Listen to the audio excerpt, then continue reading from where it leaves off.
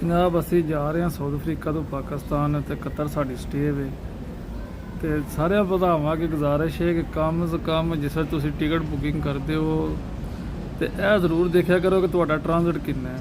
असी जनाब गलती नाल टिकट करा बैठे हाँ तो अगे भी हर आवी जाई दा 3 घंटे ही ट्रांजिट होंदा है, वो आराम नाल गुजर जाते हैं। तो ऐतकी चैक नहीं किया तो जनाब जिस भाई ने कराई सी तो इत्थे आके पता चला जी 14 घंटे साडा ट्रांजिट है। तो सुबह तो जनाब मार मार पासे आ कुर्सियां भी चलो शुक्र है लगियां, लम्मिया पै जी तो लत्तां सीधियां होंदियां कोनी। तो कोई समझ नहीं आ रही है कदों टाइम मुकना है। आलमोस्ट 9 घंटे 10 हो चुके हैं, मजीद 3-4 घंटे ही असी इत्थे ही खज्जल होना है।